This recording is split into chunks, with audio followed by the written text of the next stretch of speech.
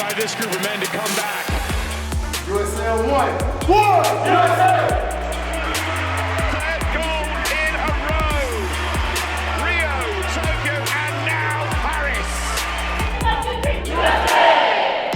Coming to you from the Olympic City, Colorado Springs, Colorado, this is the USA Volleyball Show. And here's your host, Stephen Munson. Hello and welcome to another episode of the USA Volleyball Show, the official podcast of USA Volleyball. I'm your host, Stephen Munson, and we've got another fun episode for you today. We're talking about pro volleyball, specifically Major League Volleyball, MLV, with two athletes from the Indy Ignite. That's Elena Scott and Azhani Tealer. But before we get into today's episode, if you haven't already listened to our last episode, we talked men's college volleyball and the 2026 NCAA men's collegiate season with four guests. That's Pepperdine libero Jacob Riley, BYU outside hitter Trent Mosier, Stanford setter Theron Briette, and USC outside hitter Dylan Klein. Those interviews are from our MPSF Media Day coverage, but they're still very much relevant. They talk about previewing the season, their goals and expectations for the 2026 season, and much more. So if you haven't listened to that, start your downloads now and go back to that episode after you finish this week's episode. And switching into this week's episode, this one was a lot of fun, like I mentioned at the top, at the AVCA Convention back in December. We had the opportunity to sit down with Elena Scott and Azhani Tealer from the Indy Ignite to learn a little bit more about their backgrounds in the sport. We talk about their experience so far as professional volleyball athletes, and of course, just talk about the excitement for the season. Fast forward to today when we're releasing this episode, the Indy Ignite are sitting at the top of the MLV standings at 6-1. They're playing today. If you're listening to this on release date on Wednesday, we're actually recording this episode on Monday, February 9th. So just a little behind the curtain peek there. But if you're listening to this episode right now, they're 6-1 at the top of the Major League Volleyball standings. And they're just having a great season so far. And both of our guests today, that's Elena and Azhani, are balling out. All that said, this is a great conversation with those two. We're excited to share it with you. And I'll do one final tease into the episode. There is an Indy Ignite super fan out there who has a tattoo of one of our guests. So there's the tease right there. You're going to have to listen to the full episode to catch that conversation. So let's just jump right into it. Here is Elena and Azhani. As you can see, we're at the 2025 AVCA Convention. It hasn't quite kicked off this morning, so not loud, but you might hear some ruckus behind us. But we're joined by two special guests here, Azhani Tealer, and Elena Scott from the Indy Ignite. Azhani, Elena, how are you doing this morning? Good. Great. Yeah. Long match, long night. I was about to ask, did you get any sleep after the match? It took a while for my brain to settle down a little bit. No, I slept great. If they would have lost, I would have been I would have been more tired, but I'm great. Kentucky alumni, I'm sure you were very happy, right? Yeah. Was that who you predicted to win from this Final Four pool? I don't know that I have a non-biased answer. Right. So Yeah. yes. But I'm really excited to see them playing on Sunday. So. Elena, excitement level for the final? Yeah, I do think these are the two teams that I was excited for, so I'm excited to see the finals. Nice. What separates these two teams from the rest of the Final Four, and then I guess maybe from the rest of the pool from the tournament, in your own opinion? I think at this time of the year, it's being about who's healthy and who wants it more. And I not that everyone doesn't want to be in the finals, but those two teams last night, both games were evenly matched, and so it's just about who can win those 1 and 2 points. And obviously these two teams have a lot of attackers that can take a lot of swings and kill a lot of swings, so they've shown to be the best. Yeah, I think at end of games is really when it's shown, who's going to take the big swings at the big moments and just trust their teammates. Yeah. It's not fair, but I'm going to put you on the spot with the first question from me, which is going to be, how do you see this final match going? I mean, who do you think has the edge based on how both teams play? I think it's going to be a battle. I mean, Texas A&M, obviously they swept, so they maybe are a little bit more little more sleep under their belt, and Kentucky has experience now in 5 sets. So I think it can go either way, but it's going to be a battle for sure.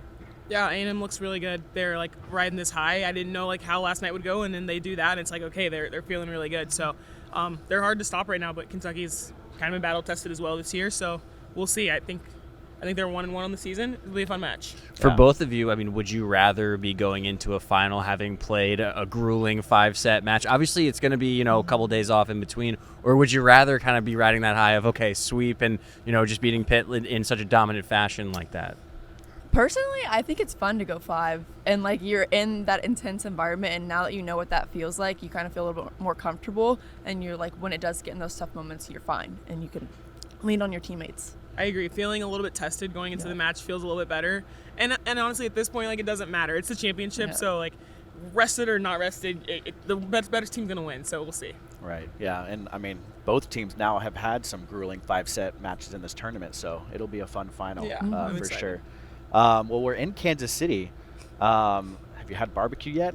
What's the go-to barbecue spot for you guys here? I have not. No, not yet? I have been to Kansas City a few times, and I love barbecue. I will say Texas barbecue is better. Yes. But I think Jack Stacks is awesome, and Q39 is probably my favorite barbecue spot. I haven't done Q39 We need to go. yet. It's awesome. Yeah. Keep hearing about that one. Yeah, it's What about in Texas? What do you like in Texas? Terry Black's barbecue. Terry Black's, yes. And it's kind of spread now. There's one in Austin, and I think there's one in Nashville now, but it's the best barbecue in Texas for sure. Where are you from? Are you from Texas? I'm from Dallas. Yeah. Oh, I'm from Dallas as well. Let's go.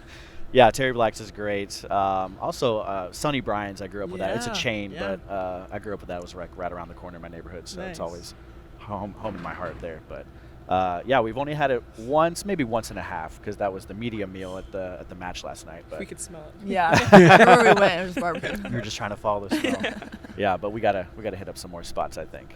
I guess what's your role here with the NCAA championships or at the AVCA convention? I know you're representing the Indy Ignite, but what's kind of the role here this weekend for you guys? Obviously we both played in the NCAA tournaments, and now we're pro, so kind of representing MLV Indy Ignite and kind of just showing like the younger girls here that this is what they can do after college volleyball. It doesn't have to end there, and that the opportunities are way more expanded now in the U.S. Yeah, it's been really cool. Elena is a big deal. People know who she is. And to see the little girls come up to us and like be afraid to ask for pictures and stuff, like that's what we're doing here. Just like being, showing people what's possible after this. And so it's really cool.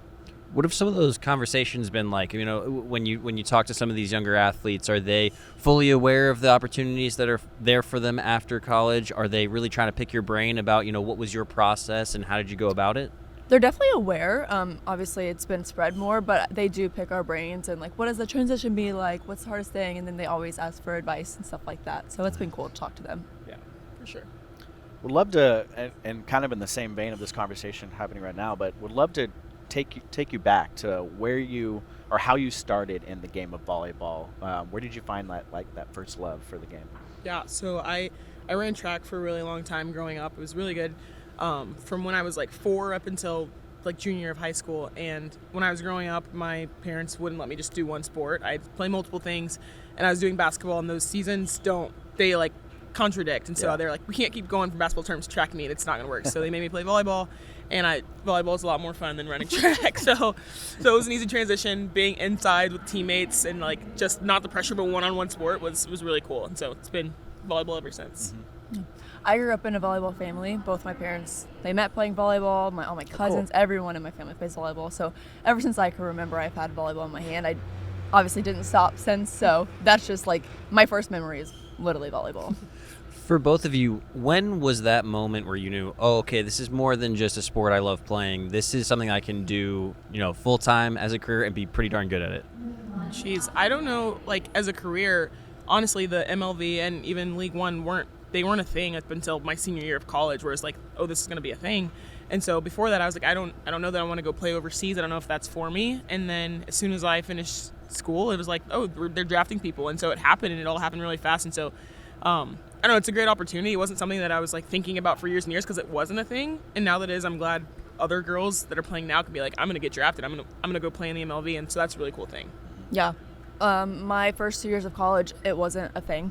And going into college, I honestly wasn't I was never a libero, so I wasn't really sure how that was going to work out.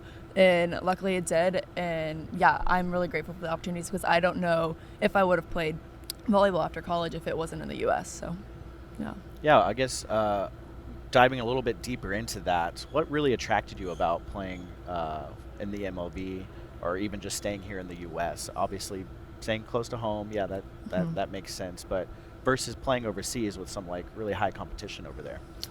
It's comfortable. Like you've been in Right. this environment, and going from college where it's these great environments. I think that's what really drew me to MLV is they have really good crowds and really good fan engagement. And with Indy, our first year, like it was awesome. Like it was insane the amount of fans and the amount of support that we got from the state of Indiana. So that was cool. Yeah, I mean, like we grow up seeing WNBA and NBA, all these leagues that like that's the model of pro sports here, and like when it's a thing and it's something you could be a part of, it's like why would I not want to do that? And so obviously playing at home in front of your fans and family is awesome, but also like it's pro sports in the U.S. and that's like the greatest thing we have here, and so it's really cool to be a part of. Yeah. Broader question, but what are some of the biggest differences between the college level of the game and the professional level of the game? And obviously I'm sure that you're still learning what some of those differences are, but just what you've seen so far, what you've noticed. Yeah, Z said this like many of times, but we're obviously at one point like the best player on our team, whether it's in high school or after that. Sorry, but now like everyone on your team is insane, and you really have to find different ways to score. Everyone's jumping higher, they're quicker, like they're hitting hard, like everything is more intense. So that's like the biggest thing, obviously. Yeah, that and like the speed of the game, like every level, this game just gets faster and faster and higher, and even like college level is getting more intense and more physical, and so just learning to grow with the game, it's a real thing. How do you do that? How do you learn to grow with the game, learn to get faster, learn to process faster? How do you do that? Maybe like watch film. That's what I was gonna say. Yeah. Yeah, like just pick up on different things. I do feel still like I'm still learning things now, even though I've been playing my entire life, and different coaches along the way have helped me see like different perspectives of things, so that's also been huge. Yeah, I was gonna say like there's so many different ways to play the game, and you go through like a college program, and it's like this is how we play, and then you go pro, and it's like, oh well, I've never learned it this way, so we're gonna try it. But just learning that there's different ways to do things is really important too. I just think it's such an interesting answer because you have some athletes who'll be like, okay, I need to make myself faster physically, and then others are like, I really need to study more film and be more mentally sharp. And I think it's such an interesting thing because, you can say that, I'm going to make myself faster, but how I think different athletes go about it really shows an understanding of their game, which I think both of you just did right there. Yeah. So it's very impressive. Yeah, thank you. Yeah, I think like obviously right now everyone's so physical, and when you get to this point, everyone can kind of do everything. So I think it does come down to the mentality of the game. For sure. Kentucky, Louisville face each other across the net many times, I'm sure. But what's the team dynamic right now, as friends, as teammates, being on the same side of the net? It's so much better being on the same side of the net as her than across. And I'll say it before she says it, but I never beat her in college. So it's nice to just like be like, okay, let's just not beat each other anymore. Let's just play together. But the organization's done a really good job creating a culture of like, we're going to try to win everything. We're really close in the family and everything's really organized. And so it's really nice to be able to play together at a pro level and feel more like this than like this. Right, So it's good. Yeah, well, the Louisville-Kentucky rivalry, obviously, like, even though it was like really intense, we had a lot of respect for each other. So it's also nice to now be on the same side of the net. Was there any chatter between you two throughout the tournament this year? Just kind There's of always fight chatter for your own between us, teams? too. Yeah. Yes, there's always chatter between us too. It's all friendly though. Yes, for yes, sure. yes. Johnny, if Kentucky wins, are you passing out, Kentucky gear in the locker room? You all have Elena's to gotta wear wear this. Kentucky shirt to practice. if She tried to Kentucky hand me wins. her Kentucky jacket after the game yesterday. I was like, no, I'm good. Oh, Elena, what's the matter? You can't find your jacket? Oh no, I Yeah. guess She you looked have to really wear this cold. one. I was like, yeah, no, she looked like she was really You're cold. just I'd being a rather good suffer. friend. I'll suffer. That's amazing. Yeah. Well, taking it off the court a little bit, what's a day in the life? If you have a free day, what are you doing on that day? Yeah. I think her answer is better than mine. You probably do a lot of shopping, huh? Yeah. That's probably not good though. Sleeping, obviously, number Yes. one. I kind of like to take it, not do too much. Sometimes I'll get groceries, go shopping, catch up on some things that I haven't been able to do. But honestly, nothing crazy, especially when it's like snowing outside and you can't like do a whole bunch once the weather gets warmer and you can go explore, go on walks, stuff like that. It's fun. Yeah, I was going to say it's so cold. I'm from Texas. I don't do cold well, and it's so cold right now. So when it's free day, I just want to sit inside and cuddle up. But yeah, taking care of our bodies is important as well on off days. It's as much as a work day as like a practice day is, honestly. But yeah, just catching up on stuff we like to do. We've talked about Kansas City, and we've talked about Texas. How are you adjusting to Indiana? How do you like life in Indy? I love it. I think it's really similar to Louisville. Obviously, I grew up in Louisville my whole life, and it's only 2 hours away. So I think the environment, the people, it's pretty similar, and I really like it. Yeah. Sorry, go ahead. No, it's like definitely a sports capital, which is really cool. When you're bringing in a new team, we got welcomed really soon. Our games were always packed and sold out, so it's really cool to be a part of that. How would you describe the volleyball fans and the volleyball culture and I guess the affinity of the people to really be into volleyball? How would you describe it? I think one thing that I've kind of noticed is like a lot of the people at our games like, oh, this is my first time, and then they come back to every single game after that. So I think that's really cool, is that they can see how much like we care and other people care, and then everyone kind of gets hooked in together, and it's really nice. That is like the coolest part about volleyball fans. It's always someone's first time, and then you see them every game from there on out. It's like volleyball hooks you in like that, and I think Indy fans already care about their sports teams a ton. You can feel that across wherever you are, but now they really care about us, and that's really cool to be kind of in that list, that mix of things. Has there been a regular fan interaction that you've had, or someone that or even just like one experience that kind of sticks out and you're like, that this is what it's all about? I have one for her. Wait, I don't know if it's the same thing. This is like so random.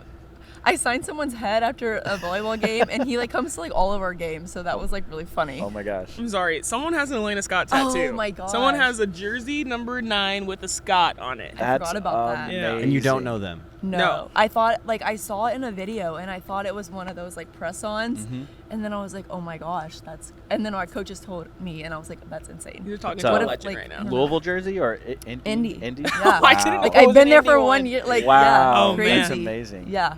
Wow, that's so cool. Yeah.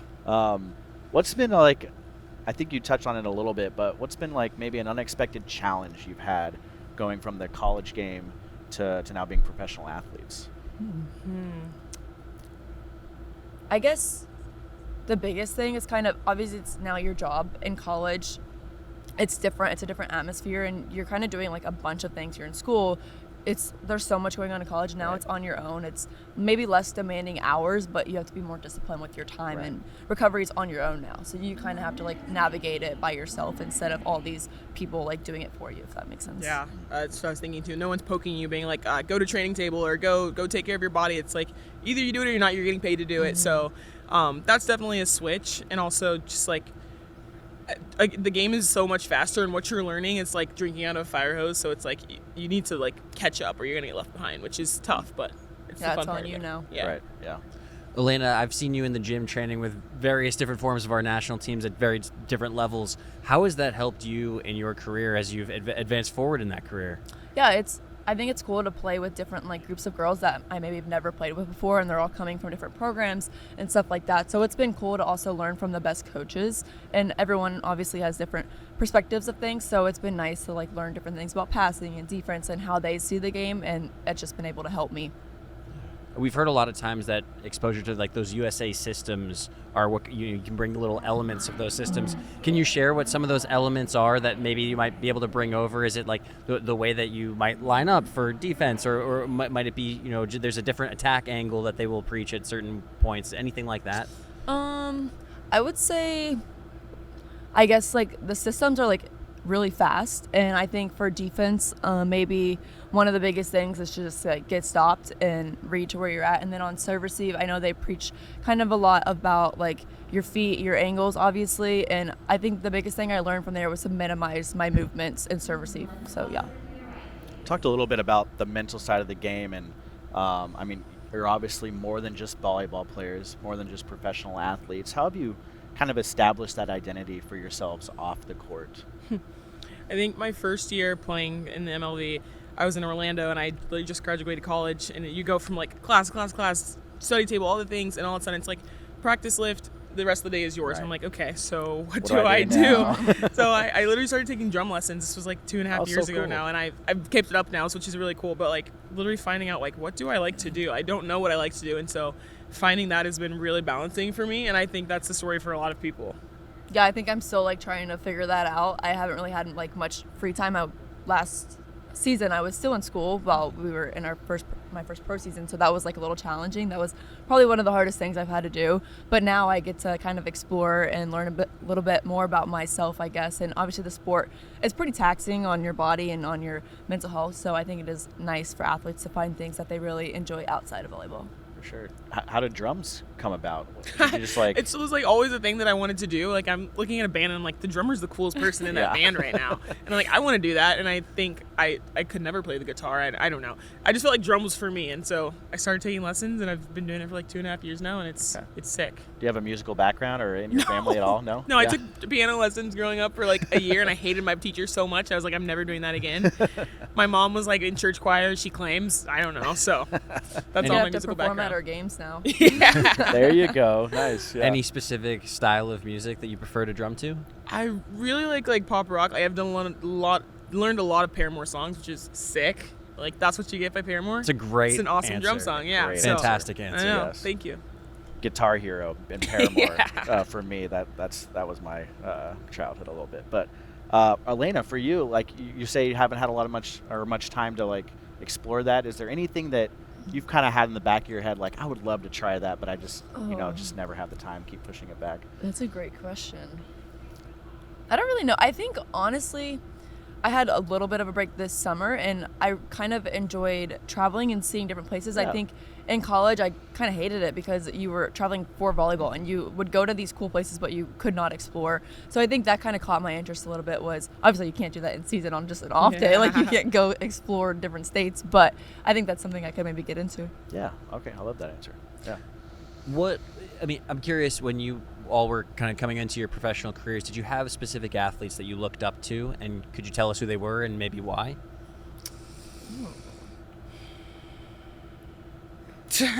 I think growing up, when I first started playing volleyball, there was a player for Texas. Her name was Destiny Hooker. I don't know where she's even is right now, but like I remember that being like, I want to be her. I didn't know anything about volleyball at this point. And I think like that kind of visibility is really cool. And people are able to see us and see these players on ABC and all that stuff now, because you don't know like what's possible until you see it. And like, I can do that, or maybe not. But I remember watching her and being like, I want to do that. And so that's been probably my answer forever. Growing up in Louisville, Katie George played for Louisville. I kind of watched her a little bit, and then the libero who coached me eventually, Caitlin Welch was her name at the time. And then also, as I got a little bit older, Morgan Hintz, obviously still is insane. So I think watching her was cool. Kind of in that same line of the question, but maybe going back a little bit to your, your career as a junior, maybe. But was there someone in your life, a coach, maybe a teammate, or a family member that kind of really helped you along in your career? Was it like maybe a good mentor, gave you good advice to kind of get you to where you are now? For me, it would definitely be like my mom. She started a club for me and my sister, and it was like a family club basically, and there's one team, or I think we got to 3 maybe. That was a little crazy there, but it was really cool because she kind of built this club from nothing and ran it, and we were very successful for what we had, and it was awesome. And she taught me everything. She played volleyball, she played basketball. She was a heck of an athlete, so she kind of taught me everything, and she's helped me navigate, and my dad too, all the way through college and now pro. It's so new, so we're kind of doing it together, I would say. But yeah, it's super cool that we can now do that.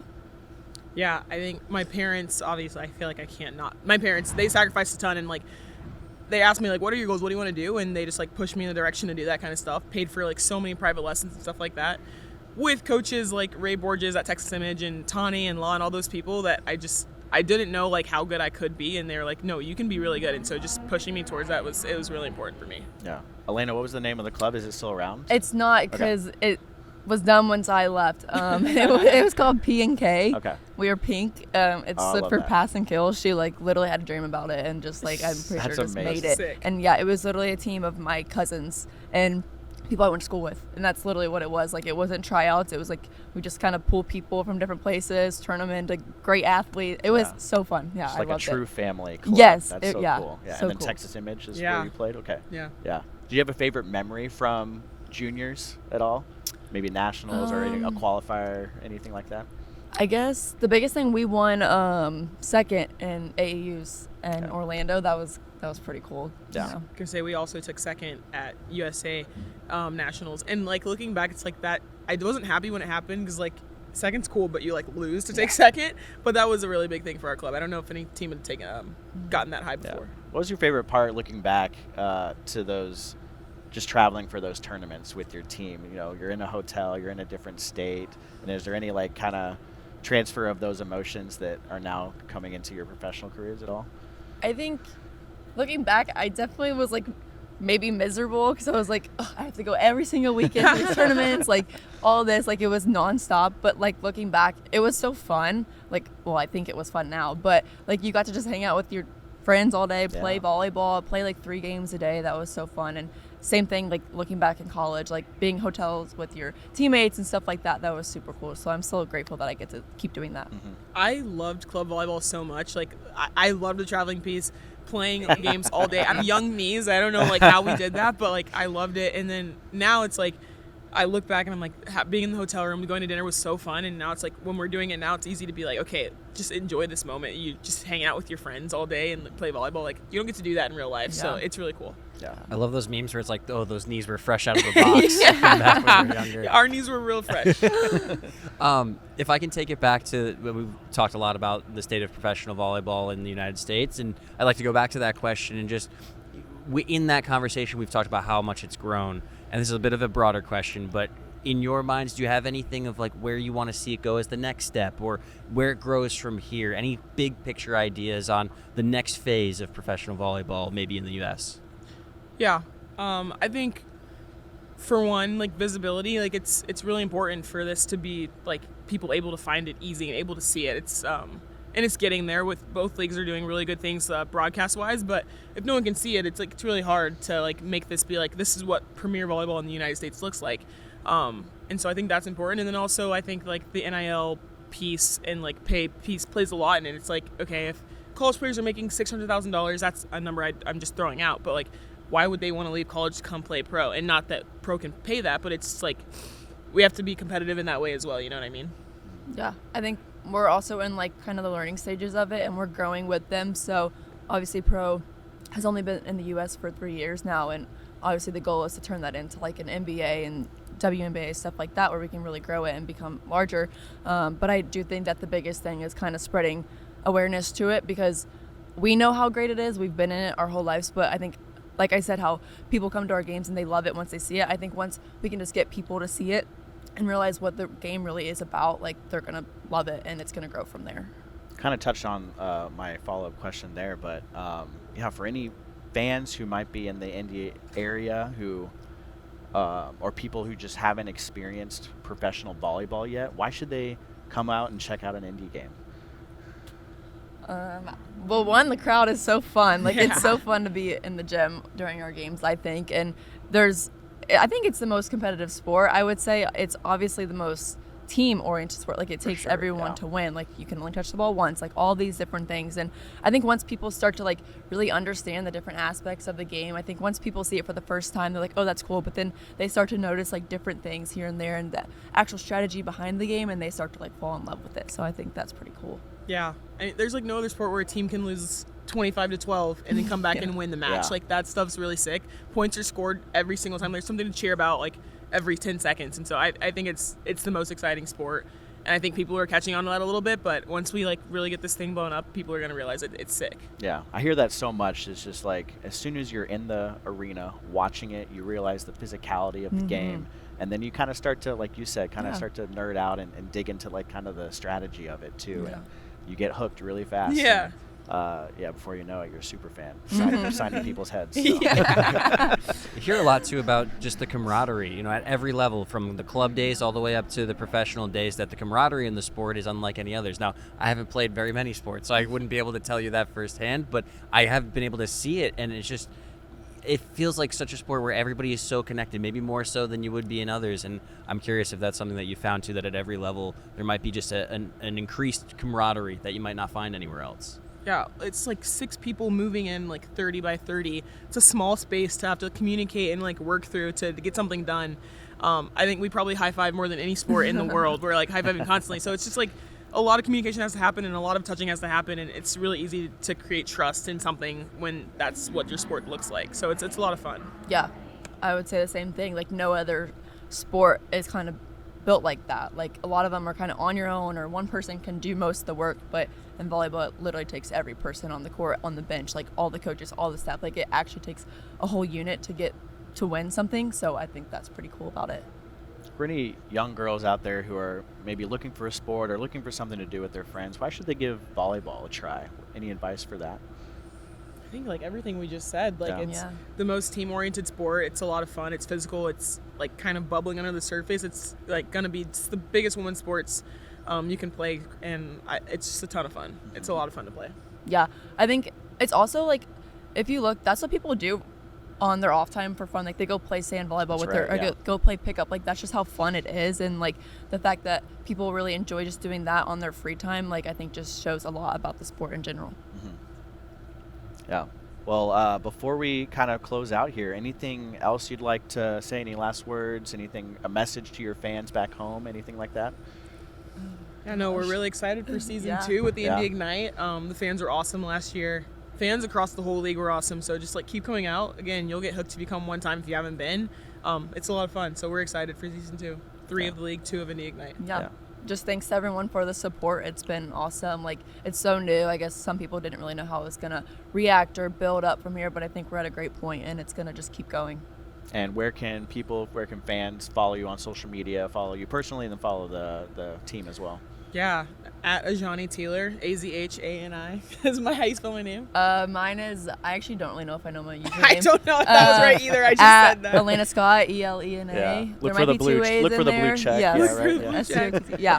Yeah. And And on then- TikTok. I love TikTok. There Yeah, you go. big TikToker. And then at Indy Ignite VB. So Yeah. Sweet. follow us. Awesome. Well, Azhani, Elena, thank you so much for taking the time to sit down with us, and we're excited to watch you in season 2 for Thank sure. you. Yeah, Thank thank you so you much. guys. All right, and then, this has been another episode of the USA Volleyball Show here live at the 2025 AVCA Convention. Thank you so much for listening. Thank you again to both of our guests, Elena Scott and Azhani Tealer, and of course the Indy Ignite as well for helping us set up those interviews with those two. But and thank you to all of you, the listeners and the viewers, for listening and tuning in to this week's episode. We really appreciate your support. And if you're listening to this on release date, that's Wednesday, February 11th, the Ignite are back in action on Friday against the Orlando Valkyries and Sunday against the San Diego Mojo. Be sure to check out the Indy Ignite's Instagram, that's Indy Ignite VB, or their website to see their full schedule and where to watch, as well as if you're just a fan of pro volleyball, fan of the Major League Volleyball, that season's in full swing right now. Check out the MLV's social media and their website as well to view all of the weekly matches from across all teams and where to tune in to those matches as well. But wrapping things up, thank you again to everyone who listened to today's episode and continues to support this podcast.